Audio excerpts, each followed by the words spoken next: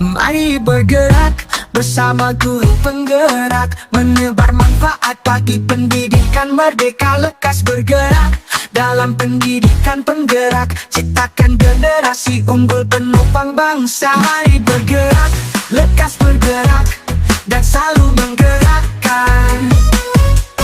Mari bergerak, lekas bergerak, dan selalu menggerakkan.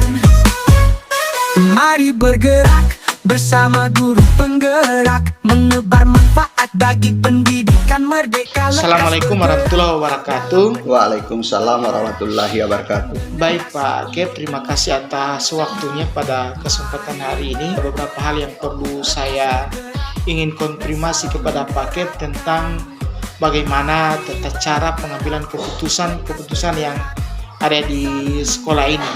Selama memimpin tentunya ada persoalan-persoalan yang timbul yang Pak Kep pernah hadapi. Nah, kira-kira selama ini bagaimana Pak Kep mengidentifikasi kasus-kasus yang merupakan dilema etika dan bujukan moral? Terima kasih banyak ya Pak Lukman ya sebagai calon guru penggerak untuk dilema etika dengan bujukan moral ini. Bagaimana kita untuk mengidentifikasi? Terlebih dahulu kita harus lebih mengetahui arti atau mungkin deskripsi dari dilema etika dan bujukan moral. Dimana kalau dilema etika itu yaitu terdapat dua nilai kebijakan yang bertentangan, ya toh, tapi nilainya sama-sama benar. Nah, kira-kira bagaimana cara Bapak mengambil keputusan di dilema etika? Saya lebih melihat kepada manfaatnya. Oh, Manfaat. Saya lebih kalau saya mengambil sini manfaatnya yang pertama dari segi apakah ini manfaatnya untuk hanya satu orang atau untuk segolongan? Iya.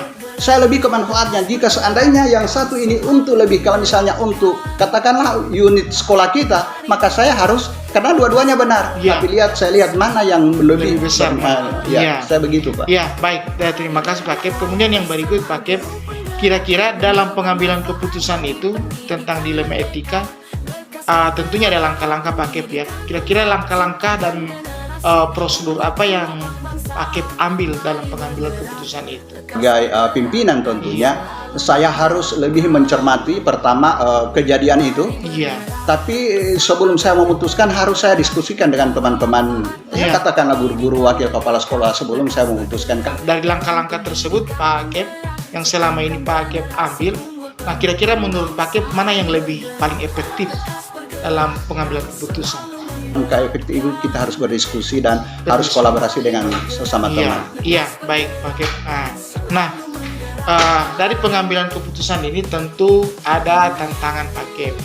Nah, kira-kira selama ini tantangan apa yang Pak Kep hadapi dalam mengambil keputusan? Tantangan saya itu ketika saya harus memilih ada saja guru yang mungkin karena saya tidak dengar, ada kecemburuan itu yang agak sulit Pak, ada kecemburuan. Kemudian yang berikut Pak Kep, dalam pengambilan keputusan tentunya ada yang lama, ada yang harus diambil keputusannya lebih cepat. Nah, yang lama ini Pak Kep, apakah Bapak mau menjadwalkan pengambilan keputusannya atau bagaimana? Kalau saya kondisional Pak, karena yang namanya persoalan ini kan kita tidak sangka-sangka ya kan, jadi dia kondisional. Ada saja masalah yang berkembang, dilema etika yang harus kita laksanakan pada saat harus kita putuskan, dan ada saja mungkin yang itu yang saya bilang harus ditanya dulu, didiskusikan. Tapi kalau memang mendesak dan menurut saya itu harus pada saat itu harus diputuskan. Selama ini pengambilan keputusan, kira-kira Pak Kep, adakah seseorang atau faktor-faktor yang selama ini mempermudah Pak Kep atau membantu Pak Kep dalam pengambilan keputusan dalam kasus-kasus dilema etika? Jujur ingin saya sampaikan, termasuk bapak-bapak guru yang bantu saya, karena ketika saya memutuskan, apalagi mungkin dalam dua persoalan yang berbeda, tapi menurut saya bermanfaat kedua-duanya, yang agak sulit saya putuskan, mungkin bapak dan ibu guru juga sudah rasakan bahwa yang menjadi ya itu termasuk bapak dan ibu guru sebagai tempat yang untuk saya bertanya, berdiskusi sebelum itu memutuskan. Iya, iya, baik Pak Kep. Nah, dari semua yang Pak Kep sampaikan tadi, kira-kira dalam pengambilan keputusan, kira-kira pembelajaran apa yang selama ini Bapak rasakan dalam mengambil keputusan? Yang saya rasakan, saya harus lebih berhati-hati ya untuk bisa mencermati dan memahami dulu persoalan daripada masalah yang saya putuskan. Lebih memahami apa yang menjadi dulu persoalan sehingga nantinya tidak ada yang merasa dirugikan di dalam pengambilan keputusan. Saya rasa begitu, Pak. Iya, baik. Terima kasih Pak Kep. Mungkin pertanyaan tadi adalah pertanyaan yang terakhir. Terima Amin. kasih Pak Kep atas kesempatannya. Sekali lagi saya akhiri. Assalamualaikum warahmatullahi wabarakatuh.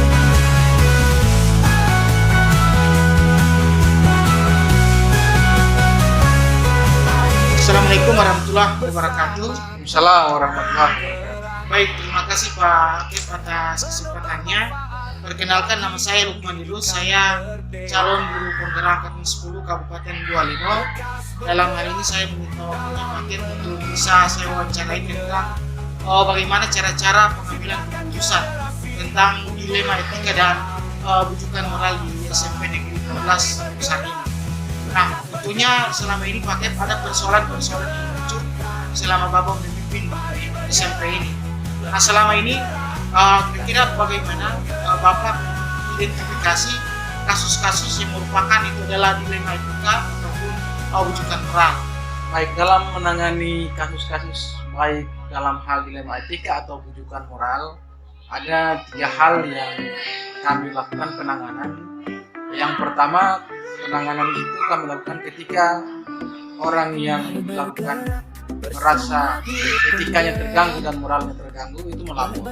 Lalu yang kedua, apa yang kami amati di lingkungan sekolah oleh Bapak Ibu guru, oleh saya itu ketika kami melihat di hadapan kami ada pelanggaran etika dan moral, maka kami penanganannya secara langsung. Dan yang ketiga adalah yang bersangkutan ketika sadar bahwa telah melakukan pelanggaran etika atau moral terhadap orang lain, itu dia melapor diri sendiri. Jadi dan biasanya kami lakukan penanganan. Kemudian yang berikut Pak Kep, nah selama ini bagaimana Bapak menjalankan pengambilan keputusan di sekolah, terutama untuk kasus-kasus di mana ada 2 kepentingan yang sama-sama benar. Dalam mengambil keputusan yang tepat tentu kita harus melihat regulasi. Kalau regulasinya ternyata dari 5 regulasi yang menjerati ya, ternyata yang dilakukan pelanggaran hanya 2, maka pengambilan keputusan itu lebih poinnya menitik beratkan kepada yang bersangkutan untuk tidak dirugikan. Itu yang kedua adalah nilai-nilai positif yang timbul. Keputusannya selalu mempertimbangkan hal-hal positif dan regulasi yang menjadi alat pengukur dia untuk terkena dalam hal keputusan itu. Nah, baik. Kemudian yang berikut tentunya ada langkah-langkah dalam pengambilan keputusan ini yang Bapak ambil. Kira-kira seperti apa langkah-langkah itu? Pertama, langkah yang urgent dilakukan secepatnya pada saat itu. Lalu yang kedua, ada hal-hal yang melibatkan orang lain untuk mengambil keputusan. Tentu saya lakukan lewat musyawarah di rapat internal di sekolah. Nah, baik. Tentunya ada banyak langkah-langkah yang Bapak lakukan tadi sebelum. Nah, kira-kira langkah-langkah mana yang Bapak yang lebih efektif? Langkah-langkah yang menurut saya lebih efektif adalah melakukan diskusi-diskusi baik di internal maupun eksternal. Diskusi-diskusi ini intinya adalah melakukan musyawarah yang kemudian melahirkan kesepakatan bersama dan tidak merugikan di satu sisi orang lain atau tidak merugikan sekolah.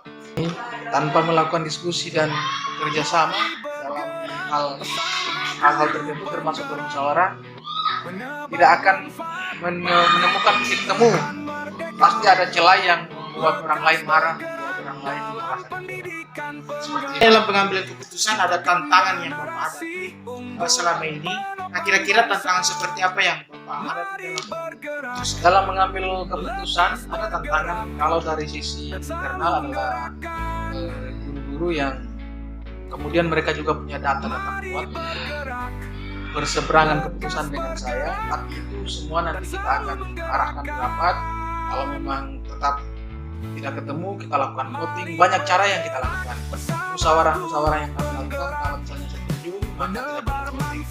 Itu tantangan dari sisi internal. Ada guru-guru yang teman guru yang begitu brilian idenya sehingga bisa memetahkan konsep-konsep yang yang sifatnya mengambil keputusan dari kepala sekolah, tapi mereka punya data yang kuat, sehingga itu kita diskusikan. Lalu yang kedua dari sisi eksternal, ada beberapa orang tua yang kritikus melakukan bukan perlawanan juga, tetapi konsep-konsep bagi mereka itu adalah hal benar, padahal semestinya hal itu keliru, tapi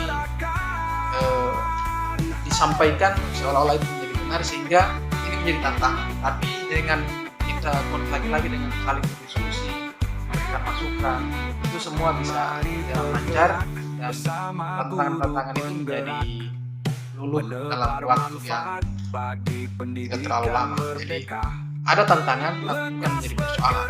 Tantangan itu justru melahirkan ide-ide baru yang kemudian kita mengambil keputusan. Itu menguntungkan dua sisi. Jadi seperti itu. Nah, tantangannya sih ada, tapi tidak menjadi penghalang dari peluang kita untuk menemukan ide-ide baru terkait hal apa saja yang kita ambil di sekolah ini.